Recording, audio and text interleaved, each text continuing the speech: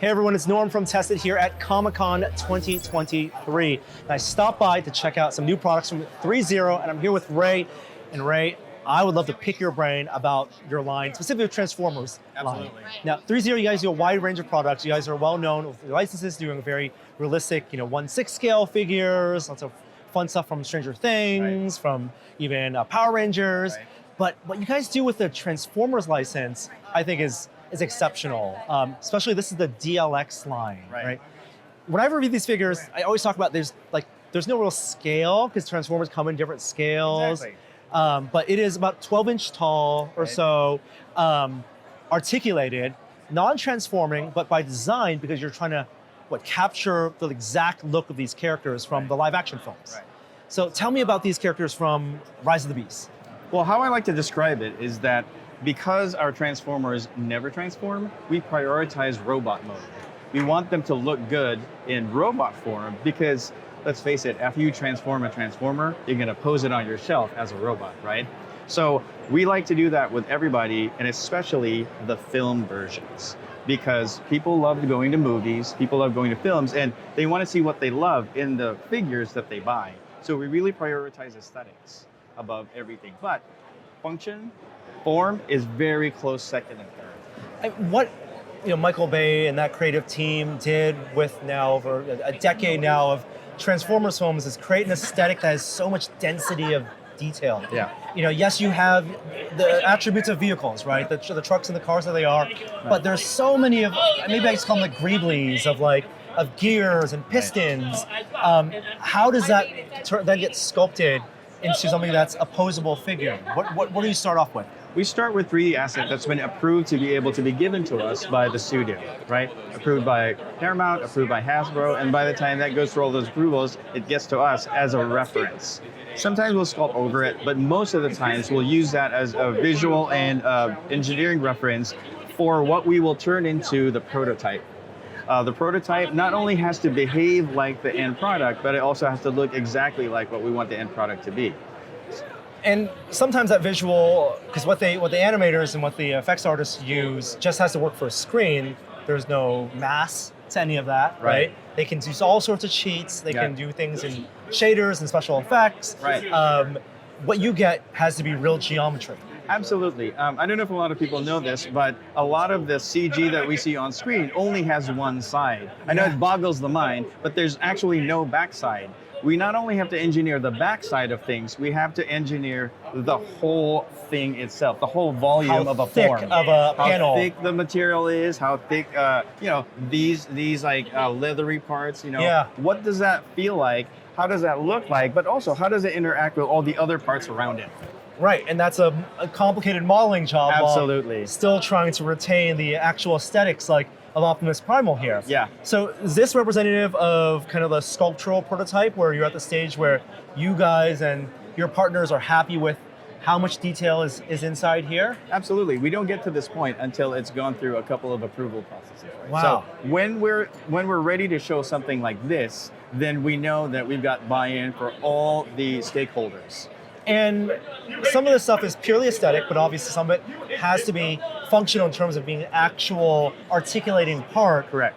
It seems like you guys kind of blend that in, hide the articulation in what would be logically a part of Optimus. Yeah, it's a lot easier to do with property like the Transformers because you don't really have to hide it in the sense that you don't want to see that it's not there, right? Or you don't want to see that it's there.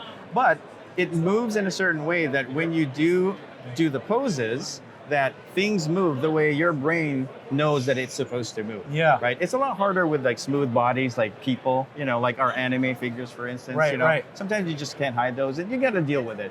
But for this stuff, it's perfect. Well, something that might be easier for a soft body, with a rubber body or a silicone body is articulation, because if you have a double, an armature joint, you can bend, right? You can just bend the elbow or something. With a hard joint here, this has to still be solid. So I noticed in some of the parts you get collapse and articulate pieces to make sure that you can get a full range of motion. Right. And because a lot of our Transformers and a lot of our other robots in our Roboto series also, as MDLX and DLX, they have an internal die-cast and zinc alloy frame. So we start with the frame. A lot of action figures only have ball joints that connect an arm piece to a forearm piece to a shoulder piece. But we have an actual frame going through the whole figure, and we put all the parts and panels on it like armor. So if you do that, then you have to figure out how hard parts need to interact with each other, and that's when we start engineering collapsible pieces, pieces that move out of the way, and so on and so forth. That's interesting. I'm visualizing the breakdown in my head of what that frame, the skeleton of this is, because a skeleton between two similarly sized characters may not be the same. It's custom absolutely per character. It's a lot cheaper when you make two different characters but have the same size. You can use the same internal frame. But once you start getting to a different size format, Bumblebee, Primal, then the cost goes into developing a whole new frame to act the same way this frame does for another character. And it does that die-cast zinc alloy gives it a heft, where again, the experience of like playing with a Transformer, posing it, for me, it feels that much more satisfying because it doesn't feel like, cheap plastic. I have to tell you, once I started holding one of these, that's when I understood the intrinsic value. You can feel, like you said, the heft, and the fact that I'm from like less expensive action figure industry, right? Absolutely. So when I started moving it and it wouldn't move, I was worried, but really it stays, like the poses stay because of the internal frame. So I really had to put some strength into posing it, and that just kind of goes into how incredible these things are. What's also really fun to see between the unpainted prototype and your other painted pre-production units is how the paint job adds so much of that depth. We love painting models. We love, throwing weathering and grime at this detail, and I assume your artists similarly do that because there's so much layering that you can then reveal. Like all that stuff here, you guys take special pride in that? Well, as you know, being a painter yourself, that you have flat surfaces, but as soon as you put a dark wash over it, then that dark wash inhabits all the nooks and crannies, and that adds a special layer to the realism of a piece. And our artists are exceptional at that. And to do that at some scale so that they're they're affordable and accessible and people can have Honestly, I don't know how we can afford to make these and sell these at the price we sell them at. I'm sure you've seen our premium Optimus Prime, yes, right? And that was $518, and it boggles the mind that we can sell it for that. Is there a shared workflow when you're talking about premium, DLX, MDLX, or those projects that all require the same amount of R&D because they're different parameters for different scales? Well, we do have a set of production teams that work on one property and another. But absolutely, if one team can help another, we do it. But because they're all different sizes and different form factors and different considerations, usually a team specializes in one line or another. Very, very cool. Ray, thank you so much for this wonderful insight on this line. I love these figures. I think that you guys are doing an amazing job, and the movies keep on giving you new characters that turn into toys. So keep on doing the good work. That's what we want, absolutely. Thank you for your time today. Thank you. So nice to meet you. So one of the most impressive Transformers displays I've seen is here at the Gather's Tavern booth. Dale, pleasure to meet you. Pleasure to meet you. Now, you guys distribute from Yolopark these incredibly sized Transformers. You got Optimus, of course, from the Bumblebee films. This is the Bumblebee version. These ones are the Bumblebee version. We do have other versions coming out based on the other movies. Yes. All 7 movies we will have products for Transformers.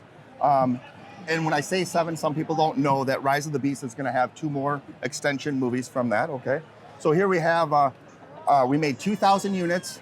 This is over 300 parts are articulated that move. Wow. And this is our limited edition. It is. Oh my! Wait! You're articulating things that are blowing my mind. You're pulling out behind, and that opens up and brings out the, holy some people call it the Matrix, the alt spark coming out of his chest there.